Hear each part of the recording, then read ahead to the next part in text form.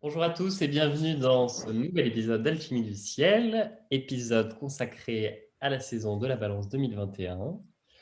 Le Soleil traversera la Balance du 23 septembre au 23 octobre cette année.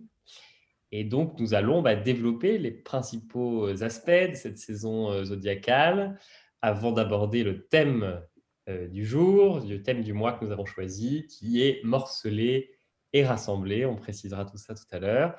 Mais avant, peut-être introduisons cet archétype de la balance, un mot et une idée, Caroline et Sophia, sur ce signe de la balance. Donc oui, ce qui me vient moi beaucoup pour la balance, c'est la notion de beauté, donc la beauté des couleurs par rapport à la beauté des formes. Et je trouve d'ailleurs que c'est souvent quelque chose qui peut être mal compris aussi de la balance, parce que dans l'ombre, ça peut être cette superficialité, cet attachement beaucoup à l'apparence, à l'apparat, au qu'en dira-t-on aussi. Mais je pense qu'il y a une recherche profonde dans l'œil. Il y a un œil d'esthète qui est un œil d'harmonie, en fait. Et je trouve qu'une des plus grandes difficultés de la balance, pourtant c'est le signe qui est lié au jugement, c'est de trancher justement.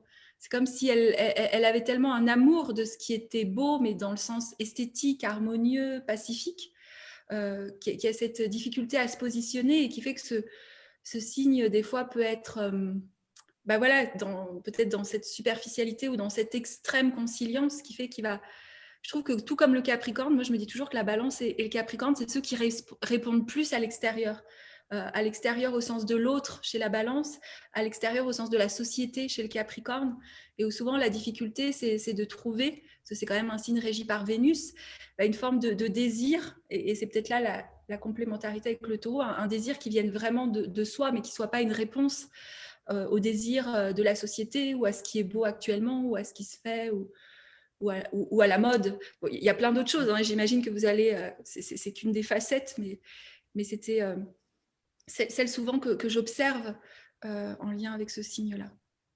Moi, en fait, quand j'entends parler de la balance, de ce signe, de cet archétype, en fait, j'ai le titre d'une chanson qui me vient en tête.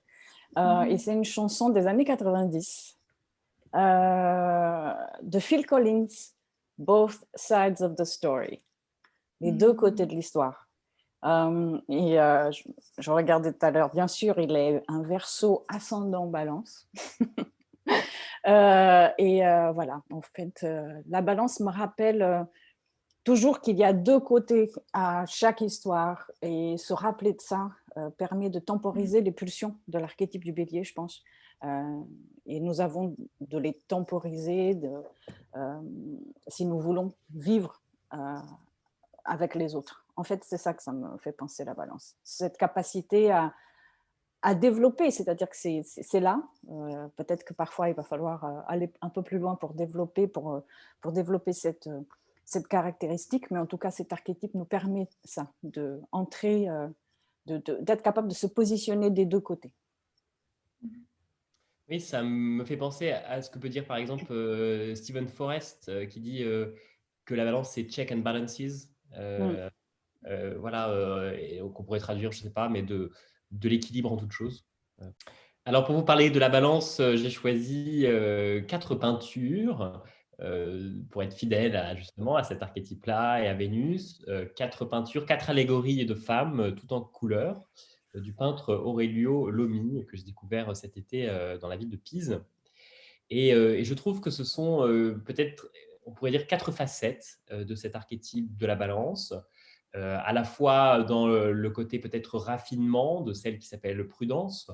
On voit voilà, un certain raffinement, le côté tempérance, équilibre de la dernière, et puis aussi l'importance de la justice, d'équilibrer les plateaux de la balance. Et puis peut-être que la première, qui s'appelle bravoure, eh bien, nous rappelle peut-être à ce complémentaire de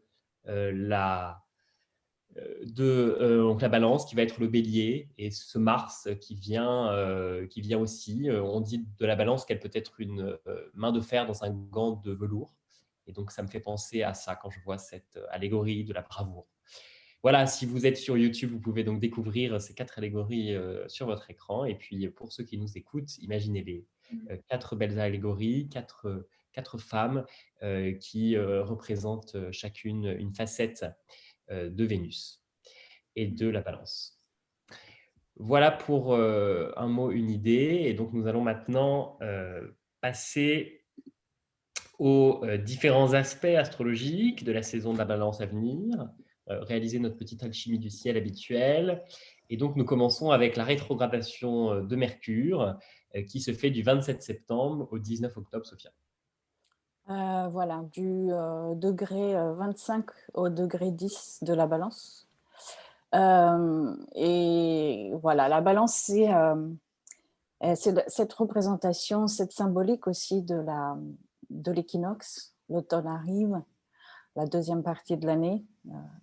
La rétrogradation de Mercure tout de suite après, le 27, qui va nous guider dans ce mouvement intérieur qui demande cette saison de l'automne. Une rétrogradation, c'est toujours un mouvement intérieur. C'est revoir, redéfinir, réévaluer, repenser quelque chose. Et d'où peut-être cette idée populaire est largement diffusée par les réseaux qu'on entend un peu partout, d'une sorte de caricature que l'on se fait de l'archétype de Mercure, Mercure rétrograde. On en a parlé ici plusieurs fois dans d'autres épisodes. Et donc c'est vrai, oui, il peut y avoir des difficultés à ce moment-là qui se présentent, mais c'est justement parce qu'on ne prend peut-être pas le temps pour revenir sur quelque chose de plus large, de plus profond, qui demande notre attention. La rétrogradation de Mercure, elle dure en fait presque 2 ans dans un même élément et vient toujours mettre de la lumière par rapport à si on regarde par rapport à notre thème personnel, elle vient toujours mettre de la lumière dans les maisons et sur les planètes qui sont dans les signes où il va y avoir cette rétrogradation de Mercure. Donc, cette année, c'est dans des signes d'air. Et donc, ça veut dire là où vous avez les signes du Gémeaux, Balance et Verseau. On a déjà eu la rétrogradation en Verseau en février, puis en Gémeaux en juin. Et donc là, ça va être autour de la Balance. Et l'année prochaine, donc, il va commencer ces rétrogradations encore dans des signes d'air, mais les finir en signes de terre, parce qu'en fait, c'est la transition qui va commencer à se faire pour 2023. En signe d'air, Mercure est dans son élément quelque part, puisqu'il gouverne aussi le signe des Gémeaux. De manière générale, en signe d'air, Mercure met en mouvement la fonction jungienne de la pensée. C'est la séparation pour identifier, c'est le détachement ou la mise à distance pour pouvoir analyser, c'est la nécessité de comprendre, de trouver des réponses. Mais d'un autre côté, en Balance, on va pousser tout ça un tout petit peu plus loin parce qu'ici, on va être obligé de rencontrer l'autre, de rencontrer la pensée de l'autre aussi. Et du coup, ce ne sont plus que 2, mais 3 qui se rencontrent en fait. Le je, le toi, le nous. En Balance, nous rencontrons l'autre très vite par des projections et miroirs qui viennent nous questionner le rapport à soi et au monde. Qu'est-ce qui est juste, équitable, harmonieux ou pas? Comment vivre avec les autres sans être sans cesse dans une espèce de codépendance? Comment être dans des relations tout en respectant ses propres besoins et ceux de l'autre. Comment échanger, trouver des compromis sans être dans des comportements passifs-agressifs. En Balance, nous entrons dans le premier signe collectif, c'est donc aussi tout ce qui met en mouvement notre individualité et l'autre, le collectif, dans le sens plus large aussi. La Balance est un signe qui nous questionne sur les dualités auxquelles nous devons faire face à l'intérieur de nous-mêmes et dans le monde. Et donc, ici, nous avons peut-être des choix à faire, ou alors peut-être des indécisions qui seront un peu éternelles ou qui se répètent souvent, ou pour lesquelles on a du mal justement à faire un choix. Il y a en tout cas la compréhension que chaque événement, chaque situation a au moins, comme je le disais, 2 histoires, au moins, qui luttent pour être comprises. En Balance, nous entrons dans l'émotion esthétique que peut provoquer l'harmonisation des contraires. Alors peut-être que Mercure pourra venir ici pendant cette rétrogradation nous demander de redéfinir l'esthétisme et notre relation au beau, ce que cela signifie pour nous, si l'art ou toute expérience esthétique en général a ou pas sa place dans notre vie, et quelle est sa place, cette place-là? Est-ce qu'on lui accorde à cette place pour émerveiller nos jours?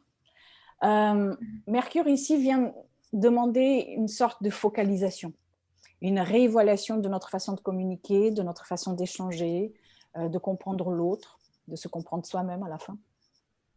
Mercure nous demande d'apprendre de l'autre, en fait.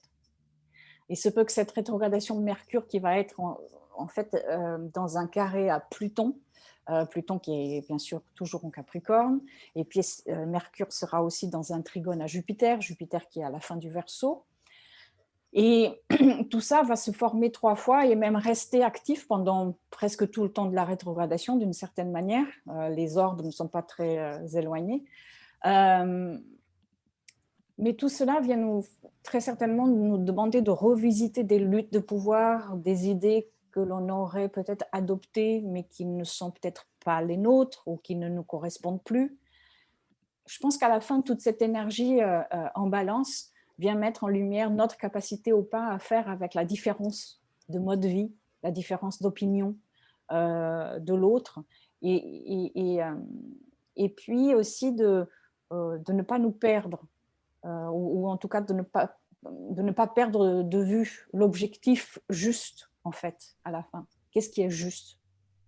Donc, il y aura, comme je disais, certainement des décisions, des choix à faire, mais qui vont peut-être transformer en profondeur la société dans le sens collectif dans les mois à venir, puisque, comme je disais, déjà l'année prochaine, même les rétrogradations de Mercure, elles vont aussi continuer.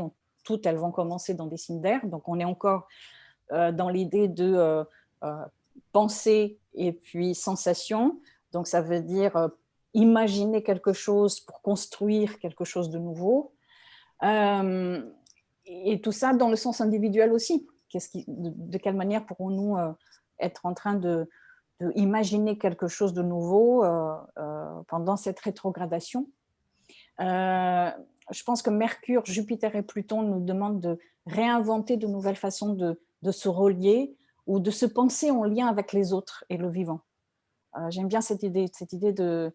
Il faudrait qu'on se détache peut-être de l'émotion, et ça c'est en lien avec les signes d'air, se détacher de l'émotion que les choses provoquent pour avoir une capacité d'analyse plus juste. C'est ça aussi la balance à la fin. Donc je dirais, je vous inviterai à regarder quelles sont les maisons des signes d'air dans votre thème, là où vous avez Gémeaux, Verseau, Balance, et puis surtout la Balance, parce que c'est là où va y avoir maintenant cette rétrogradation, parce que c'est peut-être là où il y a des pistes sur des réévaluations qu'il va falloir faire, de renouvellement ou d'observation à faire, des pistes aussi sur la nécessité de faire entrer de nouvelles informations, d'en écarter d'anciennes croyances, des schémas de pensée, etc. C'est là où il peut y avoir aussi des pistes pour expérimenter et exprimer le lien au beau, à l'art, et par rapport aux relations elles-mêmes. Et d'ailleurs, au moment de la nouvelle lune en Balance, dont tu vas nous parler, Caroline, quelques jours après, Mercure rétrograde fera une conjonction avec Mars. Et donc, c'est un moment aussi important de cette rétrogradation. Ça peut nous inciter, dans tout le processus que tu as pu nous dire, Sophia, à nous positionner dans un signe où justement le choix, le positionnement, la prise de risque, le fait de trancher quelque chose n'est pas forcément aisé et n'est pas forcément facile. Oui, je pense, attends, je vais partager. Je pense que ça l'illustre bien pour la nouvelle lune, en fait. Pourquoi? Parce que donc la nouvelle lune est le 6 octobre. Hein, le 6 octobre. Le 6 octobre, oui, pardon. Le 6 octobre 2021, donc à 1h de l'après-midi à Paris, heure Paris. Et ce que je trouve très intéressant dans cette configuration-là, c'est que la balance est régie par Vénus et cette nouvelle lune est conjointe à Mars. Et donc, que ce soit Mars en balance ou Vénus en scorpion, ils sont en exil et ils sont aussi en réciprocité. Pourquoi? Pour les anciens, hein, enfin, surtout pour parce que Mars était le régent du Scorpion et Vénus est le régent de la Balance. Donc c'est intéressant, il y a cette sorte de dynamique entre Mars et Vénus. Et il y a aussi un autre aspect que je vais expliquer, c'est que toute la Balance est quand même face à Chiron. Et Chiron vient toujours nous montrer aussi là où il y a quelque chose, je trouve, qui est en déséquilibre. Donc dans un signe de Balance qui cherche cet équilibre, je trouve que ça fait beaucoup écho, Sophia, avec ce que tu dis. Enfin, où cette nouvelle lune, Mars en Balance, il est vraiment pas à l'aise. Pourquoi il lui est demandé de trancher dans un signe qui veut la paix? Donc il lui est demandé de sortir l'épée là où on voudrait essayer d'abord la diplomatie, les mots. Et je trouve qu'il y a quelque chose qui vient nous faire travailler cette rencontre à l'autre, puisque l'axe de la Balance avec ce Chiron en Bélier, le Chiron en Bélier qui est quand même, je ne me rappelle plus exactement, mais il est là depuis assez longtemps.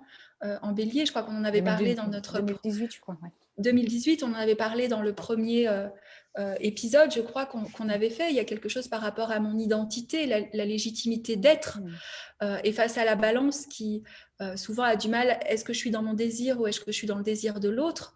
Le fait que Vénus soit en Scorpion, et puis on le verra tout de suite dans ce mois, elle va quand même passer en Sagittaire, hein, elle est vraiment à la fin du Scorpion, mais ça vient nous demander cette sorte de purge ou de purification, d'aller voir aussi nos mécanismes, je trouve, qui font qu'on va rester dans des situations qui ne nous conviennent pas, qu'on va répéter quelque chose ou qu'on va être dans des formes d'attachement. Je ne sais pas, je trouve toujours qu'il y a une forme d'héritage dans le signe du Scorpion. On a hérité certaines valeurs, on a hérité des choses de notre, peut-être de notre inconscient, de notre famille qui font qu'on répète.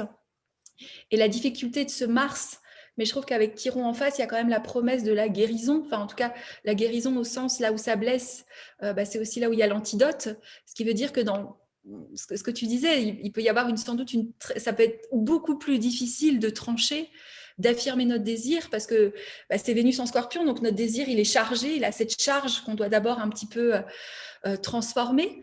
Et je pense que quand elle passera en Sagittaire, ce sera peut-être cette promesse que, un peu pour reprendre notre thème, on arrive à se rassembler, on arrive à ce que notre désir et Mars qui nous permet d'agir sur ce désir soient en unisson. Mais dans un premier temps, il y a cette sorte de déchirement ou de tension à l'intérieur entre peut-être qui on est en profondeur, une authenticité et la difficulté avec Mercure en Balance, à la dire, à l'acter et aussi à l'émaner et à l'incarner.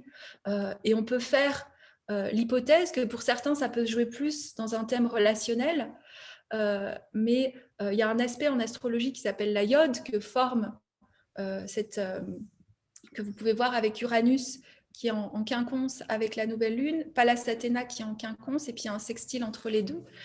Et donc la iode, c'est le doigt de Dieu. Moi, tout simplement, ça me fait beaucoup penser à la chapelle Sixtine, tu sais, où il y a ce doigt de Dieu qui veut rencontrer, comme si Dieu nous disait, regarde par là. Hein. Et Uranus, c'est le régent ésotérique de la Balance. Pallas Athéna, souvent, même si pour les astéroïdes féminins, il y a peu de régence, mais c'est quand même le principe de l'intelligence créatrice. C'est celle qui utilise son énergie justement vénusienne et créatrice pour impacter le monde. Donc il y a aussi cette dimension collective qui est présente. Hein. Comment finalement dans le microcosme de nos relations, on tisse aussi quelque chose de l'ordre du collectif. Et pourquoi Uranus, ça peut paraître bizarre que Uranus, qui est ce signe de l'indépendance, soit le régent ésotérique d'un signe qui a plutôt tendance parfois à être dans une dépendance avec l'autre, mais ça nous montre bien que finalement, pour réellement tisser des relations équilibrées ou avec la Balance, il y a ce besoin d'être complet. Hein, et c'est pas étonnant que la Balance arrive après la Vierge. Hein. Aussi. Donc, je trouve qu'il y a quelque chose aussi qui va nous inviter, peut-être que ce que Mars a tranché, ce que Vénus a affirmé ou a désiré, ça nous parle d'une affirmation de notre individualité et de prendre un risque aussi de valeurs différentes, de nos différences, de nos atypicités, de réinventer, comme tu le disais aussi, des modes de relation et j'allais dire, c'est pas seulement. Je trouve que le signe de la Balance est trop souvent associé à l'amour, même s'il est aussi ce signe relationnel des relations affectives. Mais je trouve que c'est toutes nos relations où il y a une forme de contrat. Moi, j'aime bien voir la Balance où on sent qu'on a un contrat tel qu'il soit avec cette personne. Et quelque chose finalement. Moi, je trouve que souvent l'enseignement de Pallas Athéna, c'est qu'elle se coupe du cœur. Elle est beaucoup dans l'intelligence, elle est beaucoup dans la créativité, elle pense d'ailleurs qu'elle doit avoir une armure et pour cela, elle doit se couper quelque part de la force des cycles. Et Uranus en taureau, il nous ramène aussi un petit peu pareil, cet Uranus qui est dans la vision, dans la perception, mais qui est dans un signe où il est ramené au cycle. Et Vénus qui est en Scorpion, qui est dans ce signe aussi qui nous prend dans les tripes. Donc je trouve qu'il y a quelque chose qui nous dit, même s'il y aura peut-être beaucoup d'intellectualisation des choses, n'oublions pas de ressentir en profondeur. Et c'est peut-être ça, ce dilemme et cette dualité de la balance entre ce qu'elle perçoit, ses visions, ses concepts, ses idées, les idées qui répondent à la société et peut-être, comme ils disent en anglais, notre gut feelings, non, ce sentiment intérieur de ce qui nous pousse.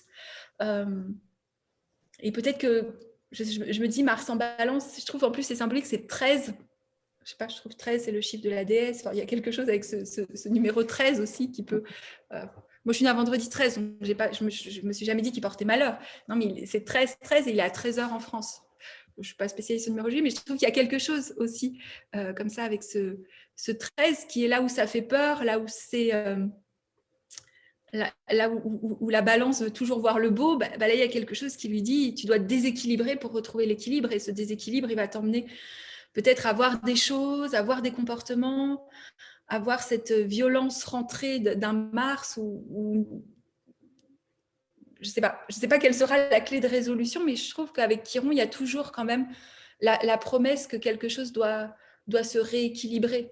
Mais pour ça, la balance doit prendre le risque, et ce sera peut-être là-dessus que je vais terminer, de rompre tout équilibre, en fait, et d'être dans ce déséquilibre, en fait. Et prendre le risque de se déséquilibrer ou de se décentrer aussi dans une relation, on se fait toujours décentrer.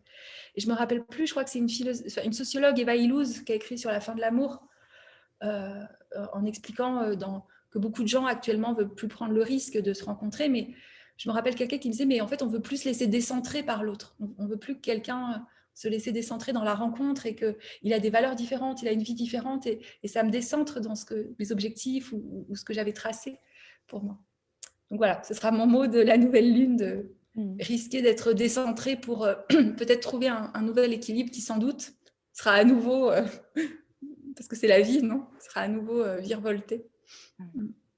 Et la résolution dont tu parlais arrivera peut-être à la pleine lune, puisque nous avons 15 jours plus tard une pleine lune bélier qui se fait le 20 octobre à 27 degrés du signe du bélier. Elle est encore en carré, en T carré à la planète Pluton.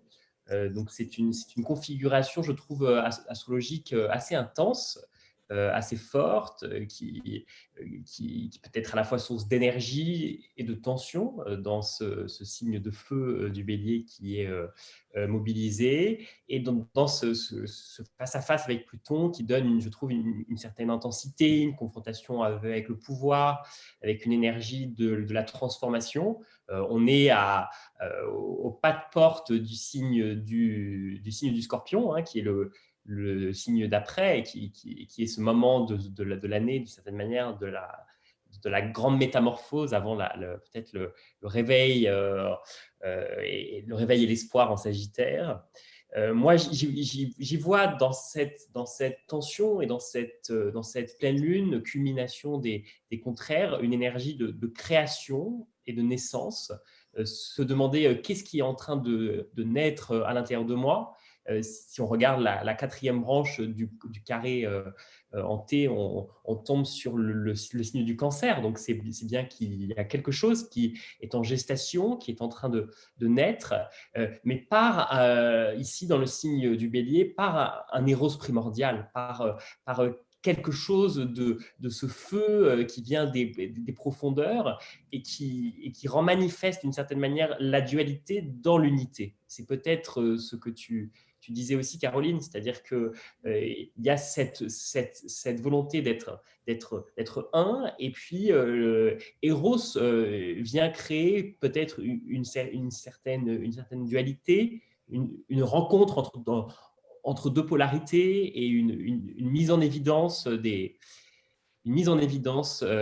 contraires. donc peut-être se demander qu'est-ce qui se cache en nous et demande à naître dans cette partie-là de l'année. Quelles parties sont encore dans l'ombre, prisonnières d'un moi unique, fait de projections et de sentiments d'une unité, mais qui n'honore peut-être pas toutes les parts de soi. Et donc, j'ai l'impression qu'il y a dans cette pleine lune une urgence à naître, à faire naître quelque chose. Et c'est un moment charnière de cette année. Peut-être aussi parce que beaucoup des planètes rétrogrades cette année redeviennent directes. Puisque Pluton revient direct le 7 octobre, Saturne le 11 octobre, Jupiter le 18 octobre, Mercure le 19 octobre. Il y a quelque chose qui s'accélère jusqu'à cette culmination de la pleine lune du 20 octobre. Et donc, il y a en quelque sorte comme une recréation de notre cosmos, on pourrait dire, au niveau individuel et au niveau collectif. Le Bélier est ce signe quand même le premier signe qui initie. Et moi, ça me fait penser voilà, à cette union entre, enfin, en l'unité que porte Gaïa, en la reproduction permanence d'Ouranos et de Gaïa dans cette créativité, et le fait que tout à coup Pluton revienne direct, c'est peut-être cette érose primordiale qui pousse dans un processus de naissance. Et puis ensuite Saturne qui vient nous rouvrir à la temporalité, à la séparation nécessaire pour que la créativité puisse s'épanouir, à la définition d'un nouveau rôle, d'une nouvelle fonction sociale, et qui vient donc ensuite permettre à la vie de repartir en avant avec ce redémarrage de Jupiter et de Mercure direct, qui peut je ne sais pas, nous parler peut-être de solutions, de rapidité de communication, de nouvelles ou de réponses positives. Ici, j'ai l'impression que dans cette pleine lune, que Jupiter joue son rôle de grand bénéfique. Il est bien aspecté à cette lunaison et repart direct. Donc, il y a quelque chose d'un élan à faire naître quelque chose, créatif, inspiré, engagé. Peut-être dans un projet collectif aussi qui pourrait être porté par des valeurs communes, ou alors une union ou une association qui serait basée sur une nouvelle communication, sur une communication renouvelée. Voilà. Et puis, avec toujours ce Mars en balance qui a cette capacité à négocier, à trouver un consensus, à déjouer les conflits, et en même temps qui peut être, voilà, comme tu disais, dans certaines tensions liées à voilà, à cette rencontre entre les contraires.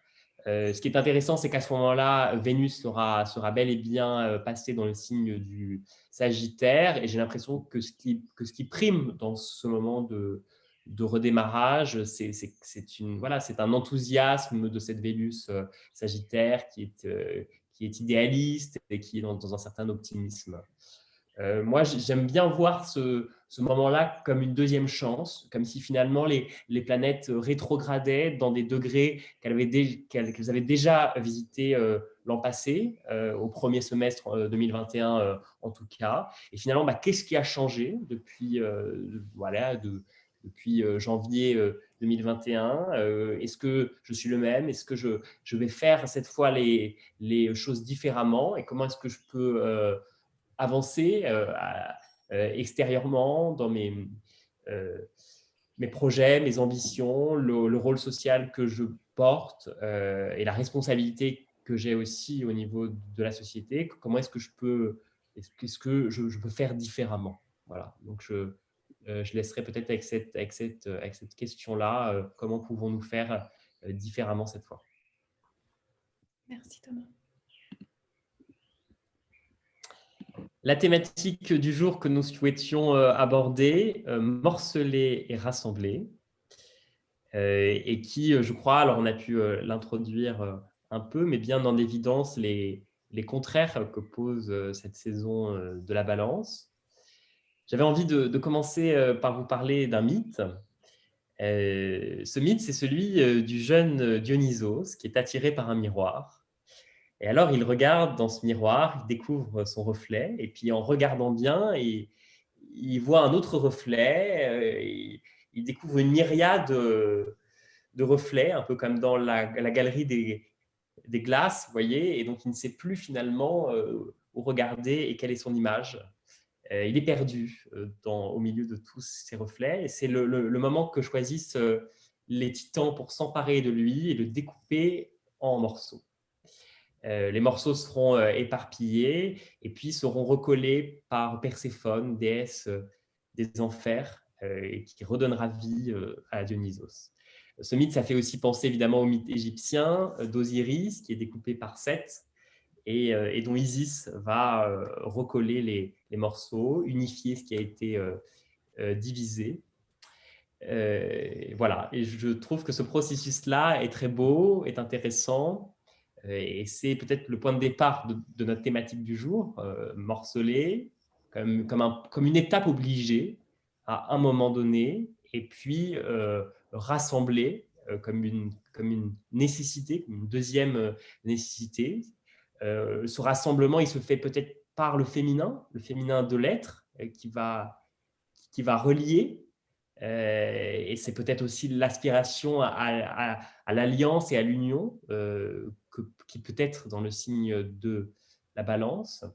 Mais c'est comme si au préalable, il fallait que l'individu ait fait sa brèche, comme s'il fallait qu'il ait été morcelé, que l'ego, que le moi ait été morcelé pour que le soi, la vérité profonde de l'être, au-delà des projections parentales, de la reproduction du même, que quelque chose de neuf puisse naître. Oui, ça me fait beaucoup penser ce que tu dis, vraiment aussi à comment on peut se morceler dans le signe de la balance dans les relations, non, où des fois, par le miroir justement de quelqu'un, on va activer des parties de notre personnalité dont on n'avait pas forcément conscience, et à quel point, je pense tous, on a pu juste expérimenter comment une personne peut nous faire sentir d'une telle manière et une autre complètement différemment, parfois même dans la même journée. Donc ça veut bien dire que je trouve dans les relations, on réactive des parties de nous-mêmes, et des fois on s'identifie, et je trouve que c'est le risque de s'identifier à une partie de nous-mêmes, et souvent c'est comment toutes ces parties de notre identité, à un moment donné, on doit les rassembler, sinon on se fait constamment happer par l'autre, par l'histoire qu'on a tissée avec l'autre, par la narration, et on peut... c'est marrant que tu parlais aussi du féminin, parce que comme vous savez, ça me fascine tous ces archétypes féminins, mais le grand principe féminin reste la lune, et son expression peut être Pallas Athéna, qui va être cette intelligence créatrice, Junon qui va mettre cette même énergie dans la relation à l'autre, Vesta pour la régénération du soi, et Cérès pour donner vie. Mais en fait, je sais plus, je crois que Jung dit à un moment ça, c'est l'identification à l'archétype, c'est pas non plus, on peut se faire aussi brûler, je sais plus quels sont ces termes, mais oui. Beaucoup de personnes, je trouve actuellement, ont cette tendance à vouloir s'identifier à l'archétype. Et regardez juste, pardon, mais je fais le signe de croix. Je suis pas du tout pourtant. C'est de voir les Guatémaltèques à chaque fois qu'ils passent devant une église, tu sais. Exorcisme. J'exorcisme. Mais combien, sur Instagram, je suis telle chose prêtresse, et j'ai rien contre, mais c'est cette identification en fait à une identité parfois, et je pense que c'est normal, on a besoin de s'identifier. Il n'y a qu'à voir à l'adolescence tous ces groupes, est-ce qu'on est un peu tel groupe ou tel groupe dans la façon de s'habiller, dans la façon de la musique qu'on écoute, mais en fait souvent le risque, c'est de s'enfermer en fait. Je trouve que morcellement pour moi vient aussi avec enfermement, comme si on voyait qu'une petite... je me rappellerai d'un thérapeute qui m'avait dit ça une fois, j'étais très jeune, j'étais ado, et par rapport à quelque chose que j'avais, il me dit, mais Caroline, c'est comme si ta vie, tu vois qu'un point alors qu'il y a tout un tableau, mais tu fixes sur le point, en fait. Et je pense que s'identifier dans l'identité du timide, dans l'identité de je sais pas, de l'indépendance, de toutes ces identités, en fait, il y a toute une autre vie autour. En fait, il y a peut-être que le tableau, c'est marrant, ça fait penser, c'est aussi très balance, mais c'est comme si il y avait ces tableaux justement anciens, et où il y a plein de scènes en même temps, et qu'on voudrait juste vivre une scène et qu'on oubliait de regarder. Mais ça fait penser à l'astrologie, ouais. Mais oui, ça fait penser à l'astrologie elle-même. L'idée de se focaliser sur soleil, sur son signe solaire. Ah oui, moi je suis Vénus, moi. Oui, ou alors sur Vénus, n'importe. Donc, oui, ça me fait penser à ça aussi, cette idée de s'identifier à l'archétype au lieu Oui. de mettre à distance les archétypes. Moi, c'est vrai que c'est quelque chose à laquelle je tiens énormément dans ma pratique astrologique, que ce soit pour moi ou pour les personnes qui viennent me voir. C'est vraiment de mettre à l'écart tout ça et de regarder le thème comme s'il y avait cette possibilité d'être tout ça, en fait. Et de ne pas se dire que oui, je ne suis que ce soleil, je ne sais pas, en balance, ou n'importe.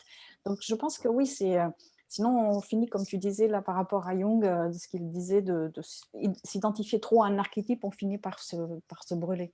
Donc ça, Oui, c'est c'est tellement être possédé. Je crois que c'est être possédé, possédé. c'est possédé par l'animus, il y a Bien une sûr, possession. c'est une possession. Et ça me fait penser aussi cette idée de morceler, rassembler par rapport à ce qu'on est en train de vivre dans la société aujourd'hui. Enfin, je sais pas, c'est une grande chance, je trouve, l'idée de être en train de voir que la société est en train d'être complètement morcelée et d'avoir la possibilité de peut-être choisir les morceaux qui sont importants au lieu de vouloir tout réunifier comme c'était avant, alors qu'on sait très bien que ce n'est pas possible. Donc oui, il y a je sais pas, c'est une grande chance, je trouve, de pouvoir à la fois prendre de ce qui a été important, écarter ce qui ne l'est plus pour les temps à venir, avoir le courage aussi et la bravoure, justement, de décider aussi qu'est-ce qui est important, qu'est-ce qui ne l'est plus. Prendre la responsabilité de ses choix, c'est tellement important. Et donc de vouloir, et donc ensuite de réunifier, rassembler à la fois les morceaux de l'ancien temps et les nouveaux qui sont en train de se créer.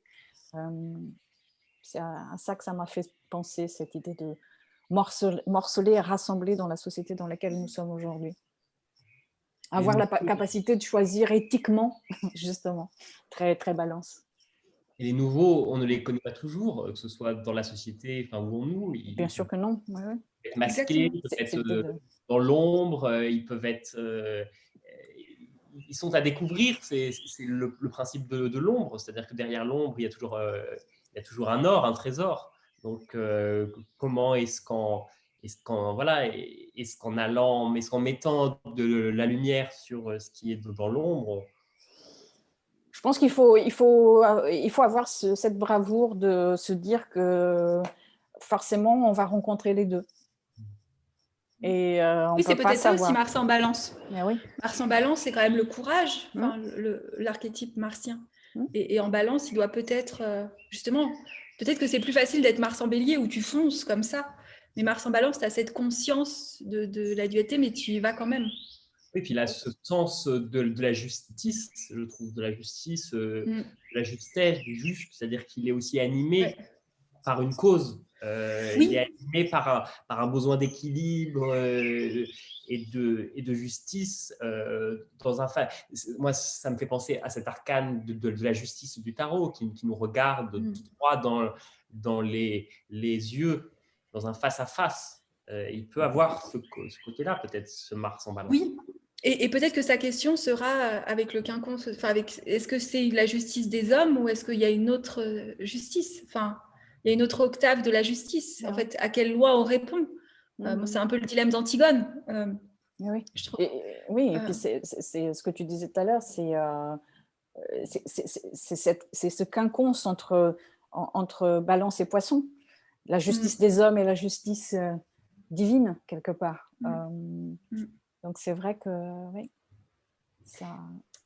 L'amour est un morcellement, tu en as parlé un petit peu, Caro, mais ça va avec mon coup de cœur d'ailleurs. Ce que je trouve toujours intéressant à travers la relation amoureuse, la relation à deux, c'est à quel point ça nous fait explorer finalement notre polarité inverse.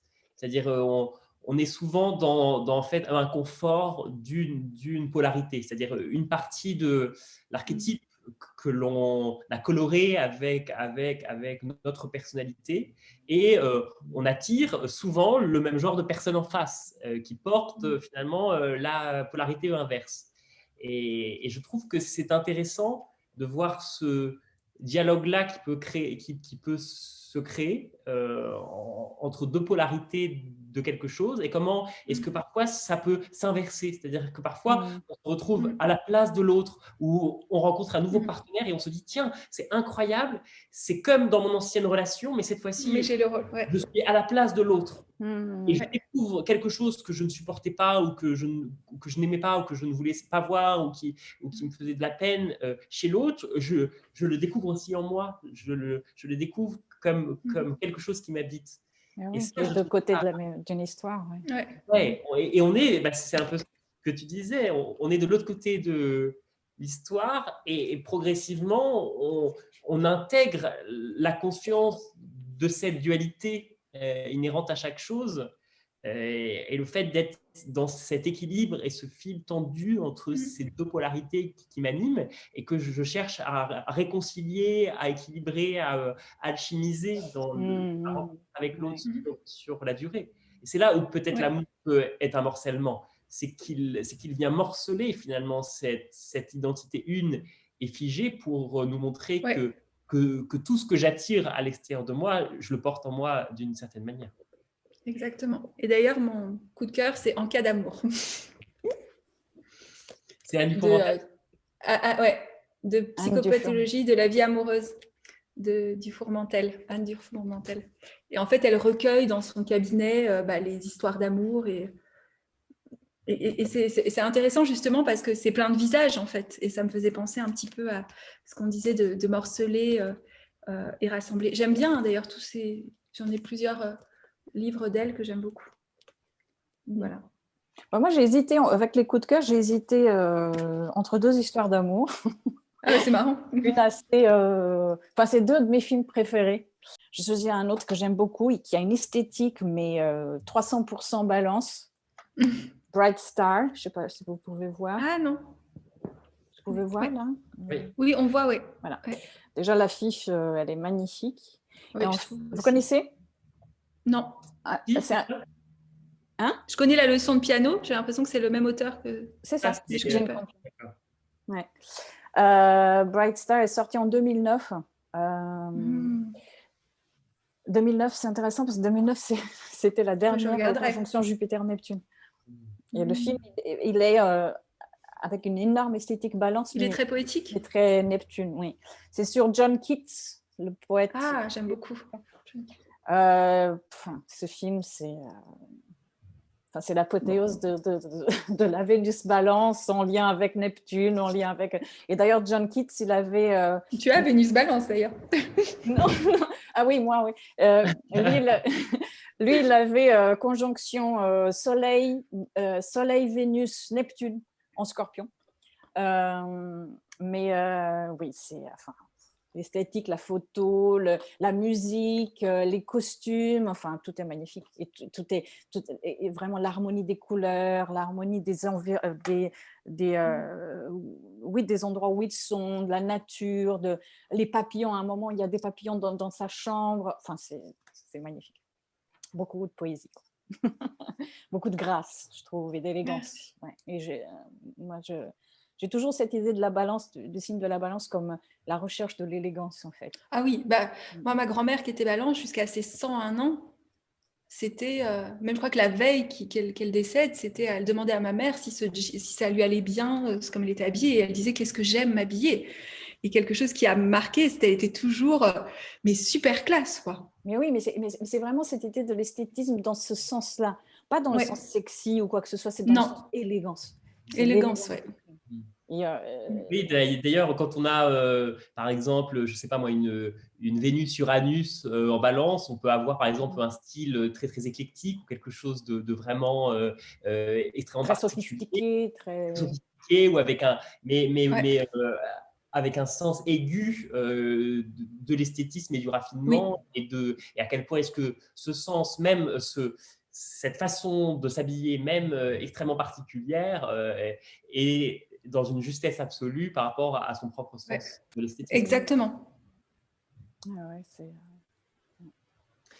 Moi, j'ai eu envie de me brancher sur la Vénus Scorpion, parce qu'elle est toujours là, elle nous accompagnait dans une bonne partie de cette saison Balance, cette Vénus Scorpion, et j'ai envie de vous parler des monstres d'amour. C'est finalement un poème que j'ai découvert de Denis Hirson, et plus globalement une exposition dans une petite galerie parisienne. Voilà quelque chose de très Balance, peut-être aller faire les galeries parisiennes. Et j'étais ce week-end au vernissage dans la galerie The Bridge de Christian Berst, et c'est une exposition qui s'appelle Monstres, une petite exposition dont la commissaire d'exposition est Nancy Houston, cette écrivaine canadienne, certainement. Et donc, elle a écrit d'ailleurs un très beau texte dans le catalogue de l'exposition sur les monstres. Et je trouve qu'au moment où on parle du morcellement, eh bien, le morcellement, ça permet aussi de faire respirer nos monstres intérieurs, finalement, ceux qui sont là, qui nous habitent et qu'on enferme bien à l'intérieur. Et le fait d'être morcelé, ça les fait respirer un peu plus. Et donc, j'ai découvert ce poème Monstre d'amour qui est au milieu du catalogue d'exposition et qui dit « Vous aussi, vous pouvez devenir le monstre de quelqu'un, que l'on soit parent, enfant ou ami, plus c'est proche, mieux c'est. Le monstre répond à l'appel de l'amour. Par les pores de la peau, l'amour pénètre, tel un missile thermoguidé, l'obscurité intérieure de l'être aimé. C'est alors que le monstre remue en faisant corps avec l'obscurité, au cœur de l'être aimé, qui désespérément cherche à s'en débarrasser. Ce qu'il lui faut au monstre, c'est un nom. L'aimer pourra lui donner le vôtre. Vous vous demanderez alors ce qu'il est advenu de votre amour. Et si vous êtes vraiment un monstre, comme tout un chacun, il y a en vous des zones d'ombre et vous avez aussi ce pouvoir, faire de la personne qui vous aime un monstre. » Je trouve que c'est un poème qui... Enfin, je sais pas. Moi, je trouve ça très beau. Je trouve que ça pourras me l'envoyer ?